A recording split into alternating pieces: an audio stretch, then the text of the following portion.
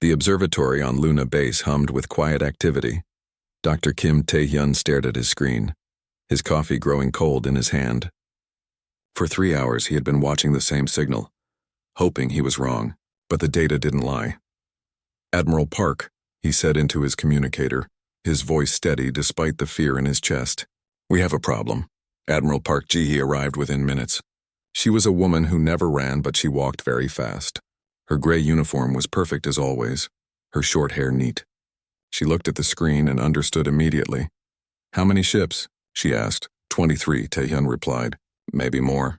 They're still too far to get an exact count. And they're heading here, directly toward our solar system.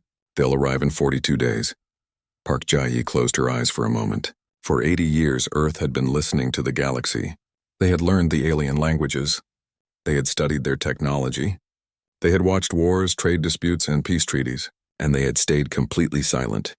The galaxy was full of life. 47 different alien species belonged to something called the Galactic Coalition. They had rules, laws, and politics. They also had enemies. The worst of these enemies was the Valix Empire. The Valix were conquerors. They traveled from star to star, taking what they wanted. They looked for planets rich in minerals, especially uninhabited ones. No one lived there meant no one would complain. The Coalition didn't like the Valix, but they had a truce, an uncomfortable peace that no one wanted to break. Earth had been on the Valix survey list for 16 years. Tae-hyun had watched them mark Seoul as a potential mining target. He had hoped they would forget. They hadn't. "What about the Coalition?" Tae-hyun asked. "Will they help us?" Park shook her head. "Earth is classified as a pre-contact civilization. The Coalition has rules against interfering with species that haven't developed faster than light travel. But we have FTL. The fold drive works. They don't know that. We've never used it outside our solar system. We've never announced ourselves." Park turned away from the screen. "If we call for help now, we're admitting we exist. The Valix will claim we're in their territory. The Coalition will debate for months while the Valix strip mine our planet. So what do we do?" Admiral Park Ji-hee smiled, but there was no humor in it. "We stopped being silent." 3 days later, Captain Han Do-yeon stood in the briefing room deep beneath Earth's surface. Around him sat 57 people, the crew of a ship that had never flown. They had trained for years, running simulations, practicing for a day they hoped would never come. That day had arrived. "The ship is ready," Admiral Park said to the assembled crew. "You've all seen the reports. The Valix fleet will reach Earth in 39 days. We're going to make sure they never arrive." A young woman raised her hand. Lieutenant Choi Minji was the youngest person in the room, barely 26. She was also the best pilot Earth had ever produced. "Admiral, it's one ship against 23. How are we supposed to win?" "By being smarter," Park replied. "The Valix think they know everything about space combat. They've been fighting the same way for 300 years. Energy shields, plasma weapons, standard tactics. They've never met us." Commander Yoon Sung-ho, the weapons officer, leaned forward. He was a big man with scars on his hands from years in special forces. "What's our advantage?" "Everything," Captain Han Do-yeon said, speaking for the first time. His voice was calm and quiet.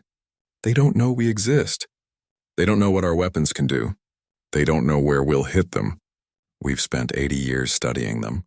They've spent 0 seconds studying us." Tae-hyun pulled up a hologram in the center of the room. It showed the Valix fleet, their ships large and powerful. Then he showed the Indomitable. Earth's battleship was different. It was smaller than most Valix warships, built for speed and stealth. Its hull was dark, covered in materials that absorbed sensor scans. Its weapons were unlike anything used in the galaxy. "No energy weapons," Tae-hyun explained. "We use kinetic kill vehicles. Railguns that fire metal slugs at a fraction of light speed. Their shields are designed to stop energy. They've never had to stop a solid object moving at 100,000 kilometers per second." "Why don't other species use kinetic weapons?" asked Ensign Bae-jawan, the communications officer. "Because it's primitive," Tae-hyun said with a grin. "It's beneath them. Throwing rocks in space when you could use elegant energy beams? They think it's barbaric." "Good," said Yoon Sung-ho. "Let them think that right up until the moment we put a hole through their ship." The briefing continued for 2 hours. They discussed strategy, backup plans, and the possibility that none of them would come home. When it ended, Captain Han pulled Admiral Park aside. "Ji-hee," he said quietly. They had known each other for 20 years. This is going to change everything. Once we reveal ourselves, there's no going back. I know, she replied. But if we don't, Earth becomes a mining colony. Our people become slaves or corpses. We didn't build the Indomitable to hide behind. We built it to survive. That night, the crew boarded their ship for the first time outside of simulations. The Indomitable sat in a hidden facility carved into a massive asteroid in the Kuiper Belt, far beyond Pluto. It had been built in secret over 20 years. Every component was tested 100 times. It was humanity's masterpiece and their last hope. Lieutenant Choi Minji sat in the pilot's chair and felt the ship respond to her touch. The controls were intuitive, designed specifically for human hands. She ran through the startup sequence, watching systems come online one by one. Behind her, Yoon Sung-ho checked the weapons. 50 railgun batteries ready to fire, 20 missiles with nuclear warheads, and the experimental weapon, the one they called the Kasaba howitzer, which no one had ever fired outside of a test range. In the communication station, Ensign Bae Ji-won prepared the message that would introduce humanity to the galaxy. She had written and rewritten it 100 times. It had to be perfect. Confident but not aggressive. Clear but not weak. Dr. Kim Tae-hyun sat in the science station monitoring long-range sensors. He could see the Valix fleet still far away, moving steadily toward Earth. They had no idea what was coming. Captain Han Doyen took his seat in the command chair. Around him, his crew worked with quiet efficiency. They were scared, he knew. So was he. But fear was useful. It kept you sharp. All stations report ready, Captain, said Commander Yoon. Han nodded slowly. He touched the communicator that linked him to Admiral Park back on Luna Base. Indomitable is ready to launch, he said. There was a pause. Then Park's voice came through, steady and strong. Good hunting, Captain. Show them what humanity can do. Han looked at his crew. These 57 people who volunteered to be Earth's sword and shield. Lieutenant Choi, take us out. Set course for the edge of Alex space. Yes, sir. The Indomitable's engines ignited. The ship lifted from its hidden dock and moved into open space. For 80 years, humanity had watched and learned in silence. Now they were about to make the loudest entrance the galaxy had ever seen. Activate full drive, Captain Han ordered. Reality bent. Space twisted. And Earth's battleship disappeared, heading toward a destiny that would shake the foundations of galactic civilization. The silent planet was silent no more. The Indomitable emerged from fold space at the edge of Valix territory. Captain Han Doyen checked the sensors immediately. They were exactly where they needed to be, 3 light-years ahead of the Valix fleet. All systems normal, reported Dr. Kim Tae-hyun. No damage from the fold jump. Any contacts? Han asked. Negative. We're alone out here.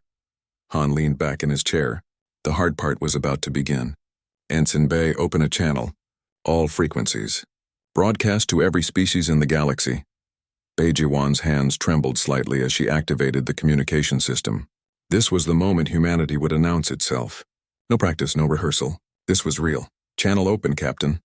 Han nodded to her. Send it. Bae took a breath and spoke clearly. This is the Earth Alliance ship Indomitable. We represent the human species of planet Earth, Sol system. We claim sovereign territory over our home system. We come in peace, but we are not defenseless. This message is for all who can hear us. We are here. The message went out at light speed, carried on every frequency used by the Galactic Coalition. It would take time to reach most listening posts, but the nearest ones would hear it within hours. Across the galaxy, the reaction was immediate. On the Coalition Central Station, alarms blared. Monitor after monitor lit up with the same message. Technicians stared in disbelief. A new species? Impossible. The galaxy had been thoroughly surveyed. Ambassador Lee Hyerin sat in a small room aboard the Indomitable, watching the communication channels light up. She was Earth's first official diplomat, trained in 17 alien languages. She listened as the galaxy woke up to humanity's existence. They're confused, she said, translating the rapid-fire alien chatter. The Coalition members are demanding verification. Some think it's a hoax. Others are checking their databases. What about the Valix? Captain Han asked. Lee's expression darkened. They're angry. Very angry. They're claiming we're in their territory illegally. We're 3 light-years from Earth, Han said calmly. We're exactly where we need to be. Aboard the Valix flagship, Commander Krell slammed his clawed fist on the console. He was a massive creature covered in dark red scales with eyes that burned with fury. "What is this?" he roared at his crew. "A new species? Here, in our path?" His second-in-command, Vex, studied the scanners. "Commander, I'm detecting a single ship, small. It appears to be waiting for us." "One ship?" Krell's anger turned to cruel amusement. "One ship dares to challenge the Valix Empire? Find it, destroy it, make an example of these humans." Vex hesitated. "Commander, perhaps we should wait. The Coalition will want to investigate this new species. If we attack without provocation..." "They invaded our space," Krell snarled. "That is provocation enough. Besides, by the time the Coalition arrives, there will be nothing left to investigate. Send 3 destroyers. Make it quick." On the Indomitable, Lieutenant Choi Minji watched her sensors carefully. "Captain, I'm picking up 3 contacts. Valix destroyers breaking formation from the main fleet. They're coming fast. Time to intercept?" 4 hours, 20 minutes. Captain Han stood up. "Battle stations. This is not a drill." He walked to the weapons station where Commander Yoon Sung-ho was already preparing. "Commander, are we ready?" Yoon's face was grim but determined. "The railguns are charged and ready. We have a firing solution. Remember," Han said quietly, "we need to send a message, not just to the Valix but to everyone watching. We're not prey." The 4 hours passed slowly. The crew worked in tense silence, each person focused on their task. Ambassador Lee translated the growing chatter from Coalition channels. The galaxy was watching. Every species with listening posts was tracking the Indomitable's signal. "The Coalition is demanding we identify ourselves," Lee reported. "They want technological specifications, cultural information, proof of our FTL capability." "Tell them to watch," Han replied. "They're about to see everything they need to know." The 3 Valix destroyers emerged from faster-than-light travel 2 million kilometers away. They were enormous vessels, each one 3 times larger than the Indomitable. Their hulls gleamed with armor plating. Energy shields shimmered around them. "They're hailing us," Ensign Bay said. "Put it through." A harsh, guttural voice filled the bridge. "Human vessel, this is Destroyer Group Talon. You have entered Valix Empire space illegally. Power down your engines and prepare to be boarded. Resist and you will be destroyed." Captain Han didn't hesitate. "This is Captain Han Doyen of the Indomitable. We are in neutral space, not Valix territory. We will not power down. We will not be boarded. If you attack us, you will regret it." There was a moment of shocked silence from the Valix. Then harsh laughter. "You dare threaten us? 1 small ship against 3 destroyers? Your species will learn respect through pain." The channel cut off. "They're charging weapons," Taehyun reported. "Plasma cannons going hot. They'll be in firing range in 2 minutes. "Lieutenant Choi," Han said calmly, "prepare evasive pattern Delta. Commander Yoon, target the lead destroyer. Fire when ready." The Valix destroyers spread out, creating a triangle formation. They moved with confidence, practiced and precise. This was simple for them. They had destroyed hundreds of ships. 30 seconds, Minji counted down. 2010, the Valix fired first. 3 brilliant streams of plasma erupted from their cannons, converging on the Indomitable's position. But the Indomitable wasn't there anymore. Minji's hands flew across her controls. The ship twisted, dove, and rolled with impossible speed. The plasma bolts passed through empty space. "Our turn," Commander Yoon said, and pressed the firing button. The railguns fired with a deep, resonating thrum. 50 metal slugs, each weighing 10 kilograms, accelerated to 100,000 kilometers per second. They crossed the distance in less than 2 seconds. The lead Valix destroyer's shields tried to stop them. Energy barriers designed to deflect plasma and lasers flickered and held. But kinetic energy was different. The slugs punched through the shields as if they weren't there. 47 impacts. Metal meeting metal at relativistic speeds. The destroyer's hull tore apart like paper. Atmosphere vented into space. Internal explosions rippled through the ship. Within seconds, the massive warship was a floating wreck. Aboard the other 2 Valix destroyers, alarms screamed. The crew stared in horror at what remained of their companion. "What was that?" someone shouted. "How did they penetrate our shields?" "Return fire. Destroy them." But the Indomitable was already moving. Minji piloted the ship with savage grace, using maneuvers that would have killed most crews from the G-forces. But humans had built their ship specifically for human tolerances. They could handle it. "Second target locked," Yoon reported. "Fire," another volley. Another Valix destroyer crippled, its engines destroyed, life support failing. The 3rd destroyer captain made a decision. He had seen enough. He activated his FTL drive and ran. The battle had lasted less than 3 minutes. Across the galaxy, on every monitoring station, sentient beings watched in stunned silence. The new species, this humanity, had just destroyed 2 Valix warships with contemptuous ease. In the Coalition chambers, Elder Thane of the Whisper species spoke for the first time in years. "They've been watching us, learning, preparing. How long has Earth been silent?" An aide checked the records. No previous contact. No signals detected. It's as if they appeared from nowhere. "No," Thane said softly. "They were always there. We just didn't see them."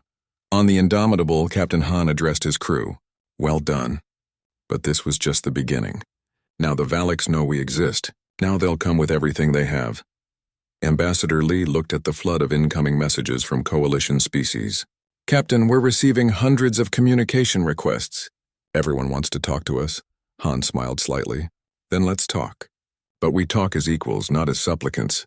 We just proved we can defend ourselves. Now we prove we can stand among them." Dr. Taehyun studied his sensors. "The main Valix fleet is still coming. But they've slowed down. They're being more careful now." "Good," Han said. "Let them be careful. Let them think. And let them realize that Earth is not an easy target." The galaxy had been astonished by humanity's arrival. But the real surprise was yet to come. Commander Krell stared at the wreckage of his destroyers on his view screen. His claws dug into the armrests of his command chair.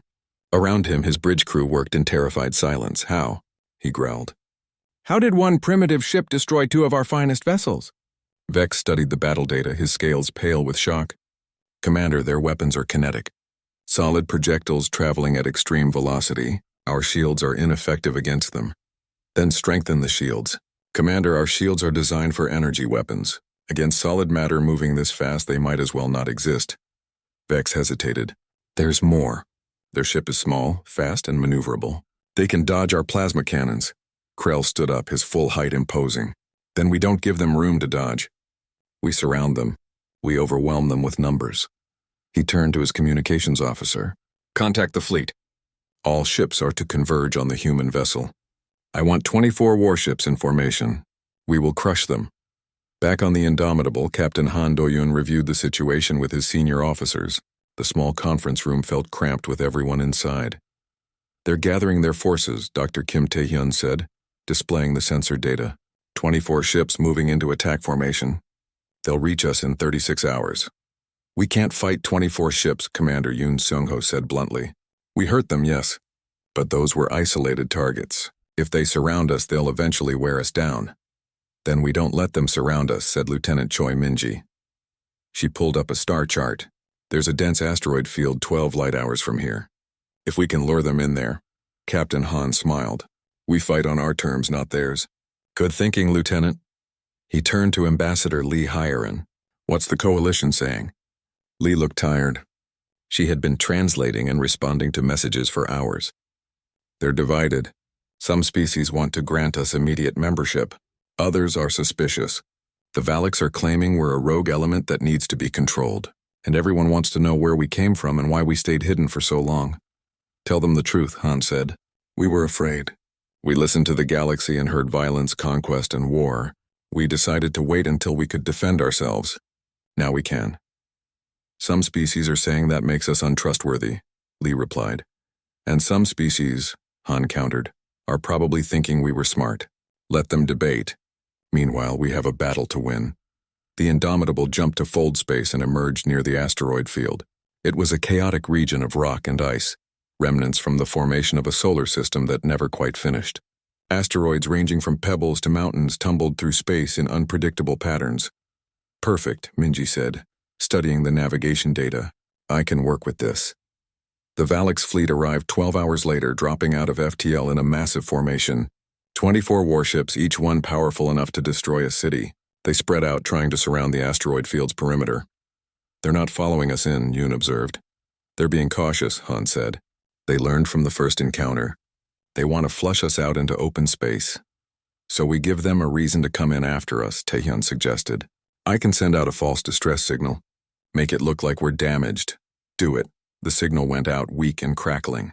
"This is Indomitable. Primary systems failing. Engine damage. Requesting assistance. Aboard the Valix flagship, Krell listened to the transmission and bared his teeth in a savage grin. The humans are crippled. They ran and it damaged their ship. This ends now. He pointed at the asteroid field. All ships advance. Formation Delta. Find them and finish them. The Valix warships moved forward, entering the asteroid field cautiously. Their sensors swept the area, searching for the Indomitable. But the asteroids created interference, and the human ship's stealth coating made it nearly invisible. They're inside, Minji reported from her pilot station. Spreading out to search. Pilot Sergeant O. Minho, Captain Han said into the communicator.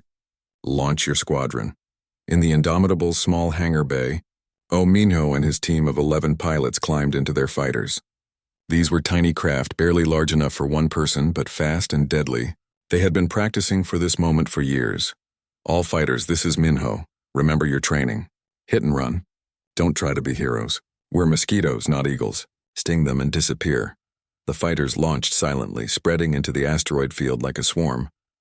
The first Valix ship never saw the attack coming. 3 fighters emerged from behind a massive asteroid, fired their missiles, and vanished back into the rocks. The missiles struck the Valix destroyer's engines. Not enough to destroy it, but enough to cripple it. We're under attack. The Valix captain screamed. Small craft. Where did they come from? Before Krell could respond, 2 more of his ships reported similar attacks. The human fighters were everywhere and nowhere, using the asteroids as cover, striking from unexpected angles. It's a trick, Krell roared. The humans aren't damaged. They lured us in here. All ships, return fire. Destroy everything that moves. The Valix fleet began firing wildly, plasma cannons blazing. But they were just as likely to hit asteroids as fighters.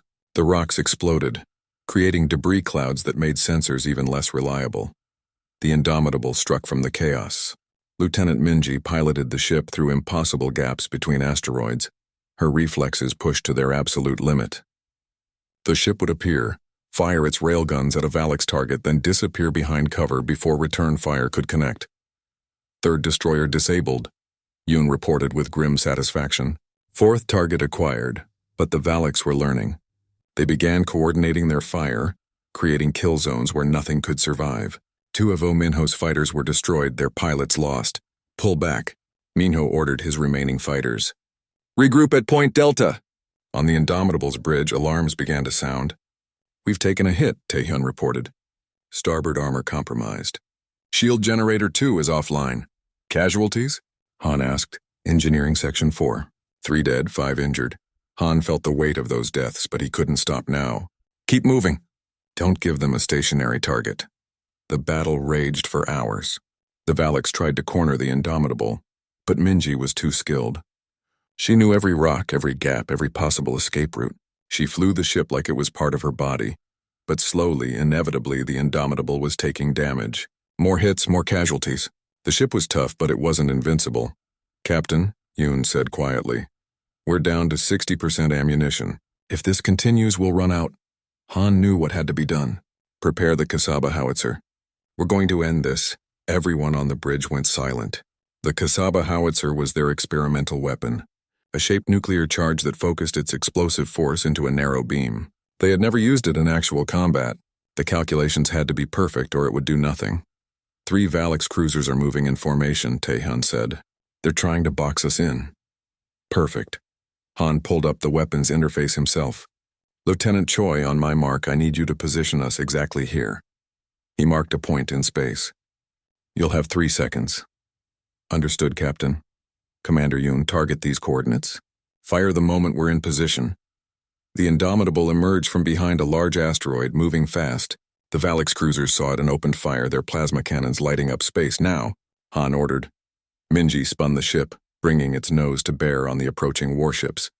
Yoon pressed the firing button. The Kasaba howitzer discharged. For a split second, there was a brilliant flash of nuclear fire. Then the weapon's magnetic containment focused that energy into a beam barely 10 meters wide. The beam struck all 3 Valix cruisers in a perfect line. The nuclear fire tore through their hulls like they were made of paper. Explosions rippled through all 3 ships simultaneously. When the light faded, 3 more Valix warships were nothing but expanding debris. In the Coalition observation posts, Monitoring the battle through long-range sensors, there was stunned silence. The humans had just destroyed 3 capital ships with a single shot. Elder Thane spoke softly. They weaponized atomic fire, shaped it, controlled it. He turned to his aides. Who are these humans? What kind of species remains silent for centuries, then emerges with weapons we've never imagined? On the Valak's flagship, Krell stared at the destruction and felt something he hadn't experienced in decades. Fear. Retreat, he whispered. Then louder. All ships retreat. Back to the fleet. The remaining Valak's warships fled the asteroid field, leaving their damaged vessels behind. Aboard the Indomitable, Captain Han sat back in his chair, exhausted. Casualty report. 12 dead, 23 wounded, Taehyun said quietly. Han closed his eyes. 12 people who had trusted him. 12 families who would never see their loved ones again. But Earth was still safe. That had to matter. Set course for home, he ordered. It's time to go back to Earth. The Valaks know where we are now. They'll come with everything they have. We hurt them badly, Yoon said. We destroyed or disabled 9 of their ships. Yes, Han agreed. But they still have 15 left. And were damaged, low on ammunition and tired. He looked at his crew. These brave people who had followed him into hell. We made them afraid. But now comes the real test. Now they come to Earth and we make our stand at home. Earth's solar system looked peaceful from a distance. The sun burned bright and steady. Planets moved in their ancient orbits, but appearances were deceiving. Vice Admiral Kang Ji-young stood in the command center on Luna Base, watching her tactical displays. She was a compact woman with sharp eyes that missed nothing. Around her, hundreds of officers worked at their stations, coordinating Earth's defense. Status report, she ordered. All orbital platforms are active and armed, reported an aide. Stealth minefields are deployed around Jupiter, Saturn, and the asteroid belt.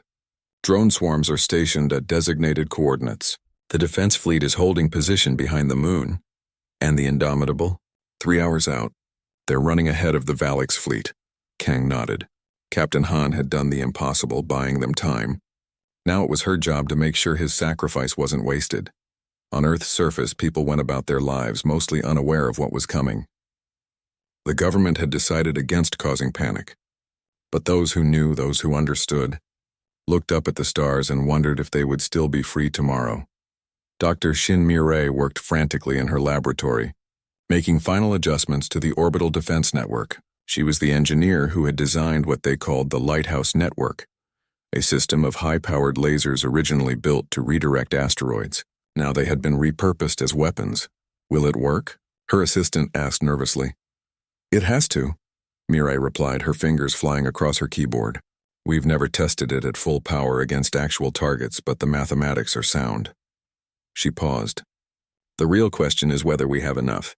16 Valak's warships against everything we've built. It's going to be close. The Indomitable emerged from fold space near Mars. The ship was scarred and battered, showing the damage from the running battle, but it was still flying, still fighting. Home, Lieutenant Choi Minji whispered, seeing Earth on her screens. Captain Han Do-yoon contacted Luna Base immediately. This is Indomitable. Requesting permission to join the defense fleet. Admiral Park Jahye's face appeared on the screen. She looked older than she had a week ago, the weight of command showing in the lines around her eyes. Permission granted, Captain. Well done out there. We slowed them down, Han replied. But they're still coming. 16 ships. They'll be here in 90 minutes. Then we'd better be ready. Across the solar system, Earth's hidden defenses activated. Weapons platforms that had floated dormant for years came to life. Stealth mines, invisible to most sensors, armed their warheads. Thousands of small drones emerged from concealment, forming into organized swarms. The Valak's fleet arrived at the edge of human territory in a tight formation. Commander Krell had learned caution. He wasn't taking any chances. Scan everything, he ordered. I want to know about every asteroid, every piece of debris, every anomaly. His sensor officer studied the displays. Commander, I'm reading. It's strange. There are energy signatures throughout the system, but I can't identify them. They're not consistent with any known technology. Because they're human technology, Vex said quietly. We don't know what they're capable of. Krell bared his teeth. Then we learn. All ships advance toward the 3rd planet. Stay in formation. Fire on anything that moves. The Valix fleet moved forward, passing the orbit of Neptune. Nothing happened. They continued passing Uranus. Still nothing. Maybe they've given up, suggested one of Krell's officers. Maybe they know they can't win. Or maybe, Krell said slowly, they're waiting for us to get closer. He was right. As the Valix fleet crossed into the orbit of Saturn, space erupted with light. Thousands of stealth mines detonated simultaneously. The explosions weren't large enough to destroy the Valix warships, but they didn't need to be. The mines were electromagnetic pulse weapons, designed to disrupt systems and sensors. Aboard the Valix ships, equipment sparked and failed. Shields flickered. Sensors went blind. For crucial seconds, the mighty fleet was deaf and blind. That's when the drone swarms attacked. They came from Saturn's rings, thousands of small craft, each one carrying a single missile. The drones were simple, almost stupid, but they didn't need to be smart. They just needed to fire their payload and die. Contact, screamed the Valix sensor officer. Thousands of small craft. They're everywhere. The Valix point defense systems came online, shooting down drones by the hundreds. But there were too many. For every drone destroyed, 3 more got through. Missiles struck Valix shields from every angle.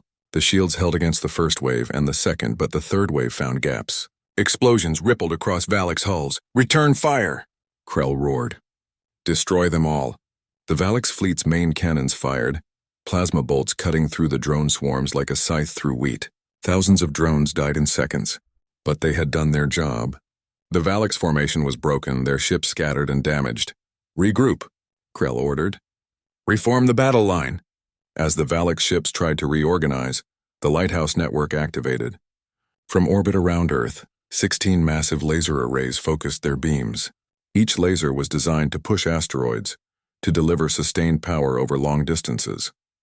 Against starship armor, they were devastating. The beams struck 3 Valix cruisers, burning through their weakened shields. Hull plating glowed white-hot and melted. Atmosphere vented. One cruiser's reactor containment failed, and the ship exploded from within. Where's that coming from? Krell demanded. The 3rd planet. They have orbital weapons platforms. Then destroy them. All ships focus fire on the planet. Vice Admiral Kang watched the Valix fleet turn toward Earth and felt ice in her veins. Launch the defense fleet. All ships engage at will. 5 human cruisers emerged from behind Luna, accelerating hard. They were smaller than the Valix warships, but they were fresh and undamaged. And they had surprise on their side. The Indomitable joined them, taking position at the center of the formation. Captain Han looked at his battered ship and his exhausted crew. One more fight, he said quietly. Just one more. The 2 fleets collided in the space between Earth and its moon. Plasma fire and railgun slugs crossed the distance at incredible speeds. A Valix destroyer exploded as a human cruiser's missiles found its engines. A human ship took a direct hit and tumbled away, its hull breached. The battle was chaos. Ships maneuvered desperately, trying to find advantage. The Valix had numbers and firepower. The humans had desperation and the knowledge that their homeworld was at stake. Lieutenant Minji piloted the Indomitable through the melee with impossible skill, dodging fire that should have destroyed them.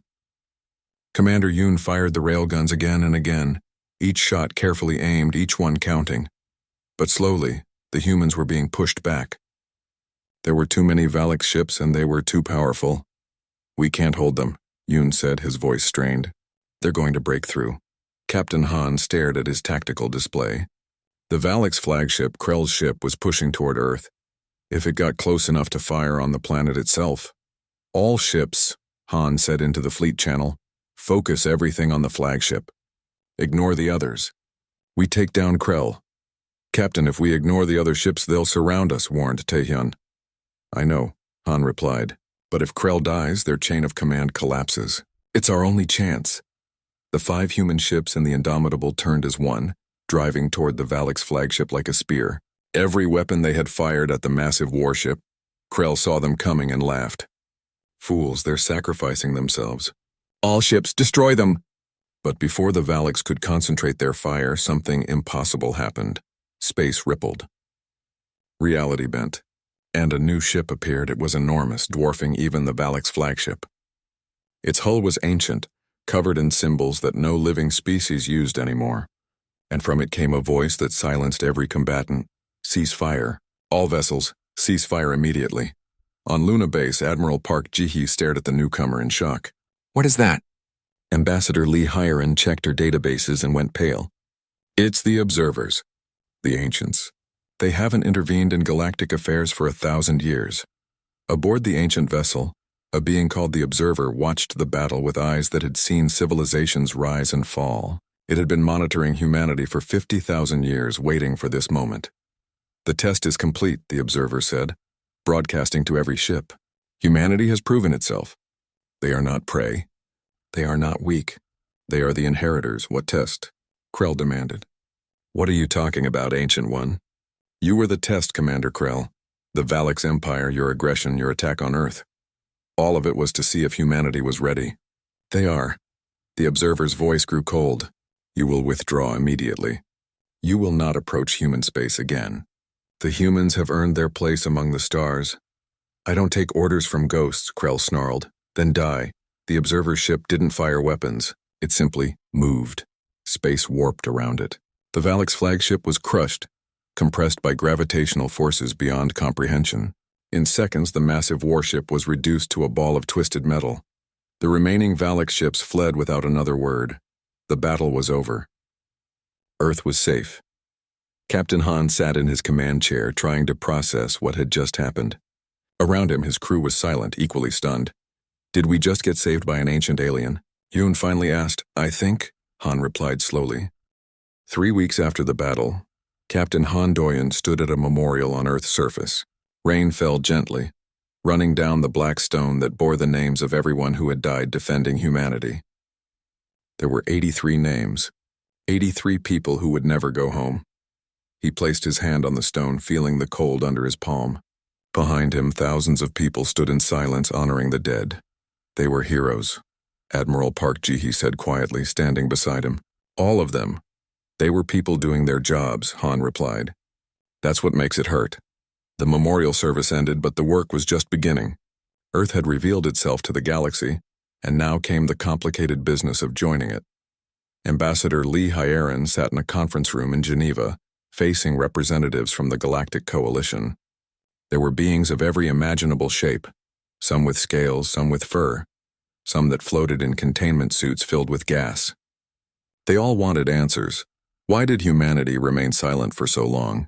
Asked a delegate from the Carthil species, a tall being covered in blue feathers. Lee met the question calmly. Because we were afraid and smart enough to admit it. We detected your transmissions 200 years ago. We listened. We heard wars, conquests, and empires rising and falling. We decided to wait until we could protect ourselves before announcing our presence. That's deceptive, another delegate accused. You spied on us. We listened to public broadcasts, Lee countered. Everything we learned, you transmitted openly. We simply paid attention. Is it our fault you assumed you were alone in our corner of space? An old being, a member of the same species as Elder Thane, spoke with a voice like wind through leaves. You were wise. Silence is a rare wisdom in a loud galaxy. What does humanity want now? Membership in the coalition, Lee said directly. On equal terms. We won't be a client species. We won't be junior partners. We proved we can defend ourselves. Now we want to trade, learn, and grow alongside you. And if we refuse? The Carthil delegate asked. Lee smiled, but it wasn't a friendly expression. Then we continue alone. We've done well so far, but I think we have much to offer each other. Your energy technology is superior to ours. Our kinetic weapons seem to have impressed you. We can share knowledge. Or we can both lose that opportunity. The debate continued for hours, but Lee was patient.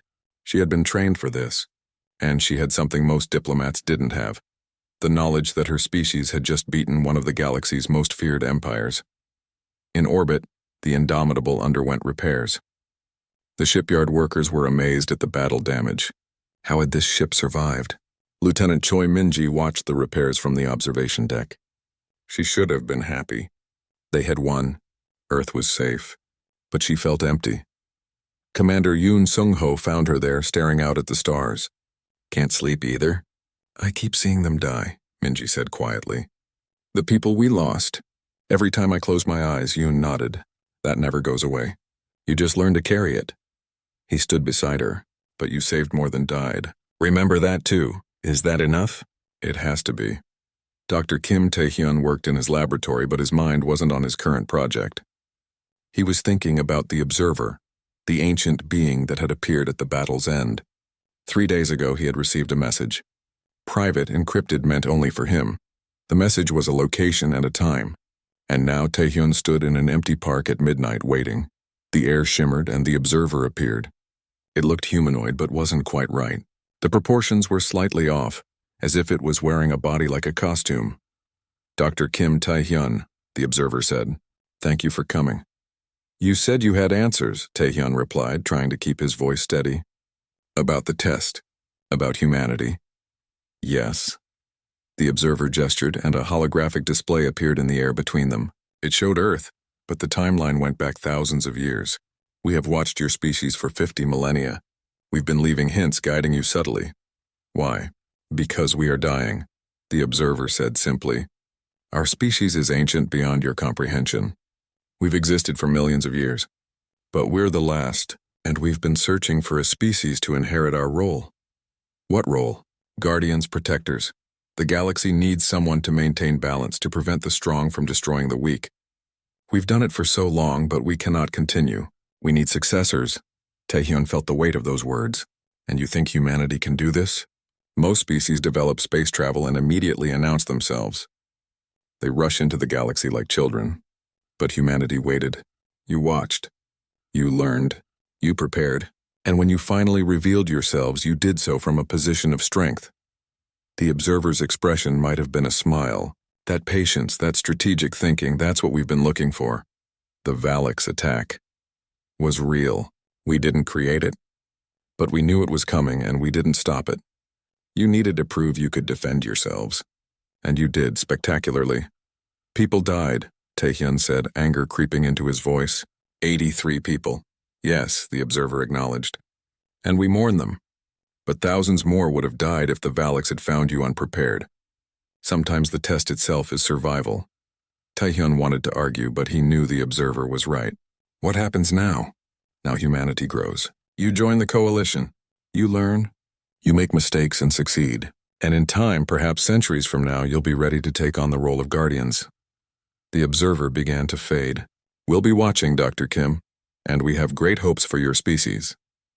Then it was gone, and Tae-hyun was alone in the dark park, carrying knowledge he wasn't sure he wanted. 6 months later, the Galactic Coalition formally accepted Earth as a member species. The ceremony was broadcast across the galaxy. Ambassador Lee Hyerin stood before the assembled representatives and spoke for humanity. "We come to you not as supplicants, but as equals. We've proven we can defend ourselves. Now we hope to prove we can be partners. Earth has much to learn from you, and perhaps something to teach as well. We look forward to a future among the stars." The applause was genuine, if cautious. Humanity was still an unknown factor, but they were here and they weren't going away. Back on Earth, construction began on more ships. The Indomitable had been alone, but it wouldn't be for long. Earth's shipyards worked around the clock, building a fleet that could protect humanity's interests across the galaxy. Commander Yoon Sung-ho received his promotion to captain and took command of the second battleship, the Relentless. It was larger than the Indomitable, more powerful, incorporating lessons learned from the battle. "Don't get too excited," Han told him during the handover ceremony. "With luck, you'll never fire those guns in anger." "With luck," Yoon agreed. "But we'll be ready if we have to." Admiral Park Jae-hee stood before the United Nations Assembly giving her final report. She was stepping down from military command, moving into a political role. Someone had to represent Earth in the coalition, and she was the best choice. "We survived first contact," she told the assembled leaders. "We proved we belong among the stars. But our real work is just beginning. The galaxy is vast, full of friends and enemies we haven't met yet. We must remain vigilant.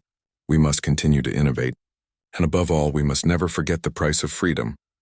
She paused, looking out at the faces before her. 83 people died to give us this chance. We owe it to them to make it count. Earth's isolation is over. Our future among the stars begins now. Captain Han Do-yeon returned to the Indomitable after its repairs were complete. The ship looked new, all its scars erased. But Han knew better. The scars were still there, in the memories of the crew, in the names on the memorial stone. He sat in his command chair and looked at his bridge crew. Some faces were new, replacing those who had been lost. But Lieutenant Minji was still at the helm, Dr. Tae-hyun at Sciences, Ensign Bay at Communications. They had survived together. "Captain," Minji said, "we have new orders from Fleet Command. Exploration mission to the Indari sector." 3 months duration, Han smiled. "Then let's go explore. Lieutenant Choi, take us out." The Indomitable lifted from Earth orbit, its engines glowing bright. Behind it, other ships were being built. Ahead of it, the galaxy waited. Humanity had arrived among the stars. They had done so with fire and courage, with sacrifice and determination. The galaxy had been astonished by Earth's battleship. Now they would see what humanity could really do. The story was just beginning.